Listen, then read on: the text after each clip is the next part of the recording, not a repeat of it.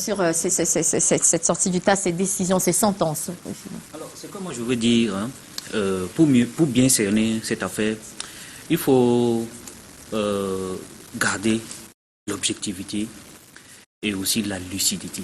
D'ailleurs, nous avons été constants au Parti camerounais pour la réconciliation nationale. Nous sommes restés objectifs sur l'analyse du football depuis que ces histoires-là ont commencé. Alors, les faits, on a tout à l'heure déroulé les sentences ou la sentence, ces deux affaires, les sentences du tribunal arbitral de sport de Lausanne. Je crois c'est clair. Monsieur Eto'o-Fils reste le président de la Fédération camerounaise de football. Monsieur Guibaï Gatama, pour parler de l'autre dossier, est rétabli dans ses droits à l'Assemblée générale, enfin à l'Assemblée, au comité exécutif, parce que son exclusion a été irrégulière et abusive. Point final. Qu'on applique tout simplement les décisions du tribunal arbitral de sport, on passe. Maintenant, M. Eto'o, quand il arrive à la Fédération camerounaise de football en 2021, en décembre 2021, c'était un grand espoir, je crois que M. le maire l'a rappelé, c'était un grand espoir surtout pour les footballeurs, parce qu'avec lui, on s'est dit que les footballeurs allaient revenir au centre du jeu.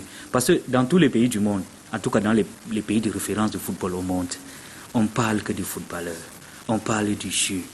Au Cameroun, on parle des acteurs, en fait, des gestionnaires du football. C'est-à-dire le football au Cameroun aujourd'hui a trouvé son temple dans les juridictions internationales. Le TAS à gauche depuis 2012. On est passé par 2 normalisations au Cameroun. Je crois que les gens n'ont pas oublié ça. Donc, on avait dit, ben, ok, un footballeur de référence. Bon, certains m'appellent à une troisième normalisation. Donc, on s'est dit, ben, ok, avec l'arrivée d'un footballeur, enfin, à la tête de la Fédération camerounaise de football, les choses allaient changer. On allait reparler du football et par la suite, le championnat même a repris parce qu'on n'avait pas aussi de championnat au Cameroun. Bref, je veux dire à M. Eto'o, s'il nous suit, vraiment, dans cette affaire, moi je pense que c'est lui qui a beaucoup à perdre. Parce que Eto'o nous a présenté un programme alléchant qui pouvait, même si elle était appliquée à 50%, devrait relancer ou alors développer le football camerounais. Nous sommes à mi-mandat. Je lui rappelle bien, nous sommes à mi-mandat. Il a déjà fait 2 ans.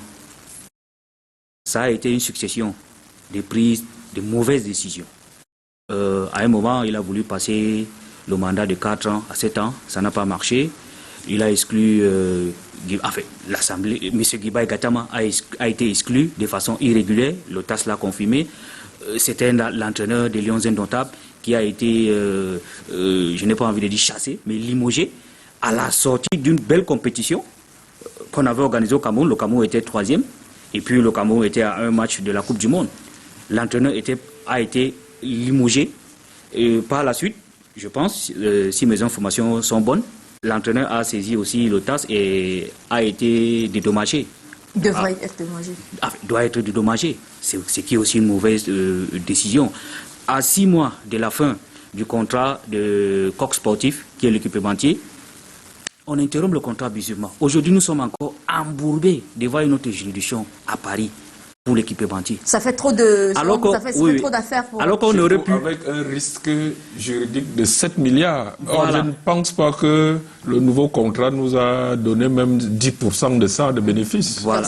Alors encore qu'on n'a même pas tous les thèmes du contrat, du nouveau contrat. Vous savez que dans ces milieux... Ça fait beaucoup de...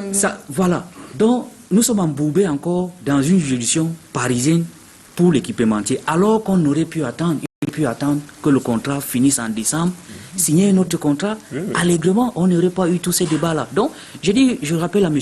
Samuel Eto'o, d'ailleurs, j'ai fait une tribune dans un journal de la place la semaine passée pour rappeler à M. Eto'o, et comme il nous a dit, il nous a annoncé que l'Africa Food a eu de l'argent de la FIFA à hauteur, je crois, de 7 milliards. Donc, je lui ai rappelé que M. Eto'o, il y a de cela 2 ans, vous avez annoncé la construction de plusieurs infrastructures sportives pour permettre aux footballeurs camerounais de jouer. Donc n'oubliez pas que vous êtes vous avez déjà consommé 50% de votre mandat, il vous reste 50%. Maintenant que l'argent est venu, comme vous-même vous l'avez annoncé, mettez-vous au travail, parce que c'est M. Eto'o qui a plus à perdre dans cette affaire. Comment est-ce qu'il travaillerait avec tout ce qu'il y a comme aujourd'hui problème dans les instances, tribunal arbitral et tout ça? Docteur Showalter, votre avis partant de ces décisions, la nullité de cette Assemblée générale et peut-être l'impact aujourd'hui sur la tour de la FECAFOOT, quel avenir? Comment est-ce que vous pouvez analyser tout cela?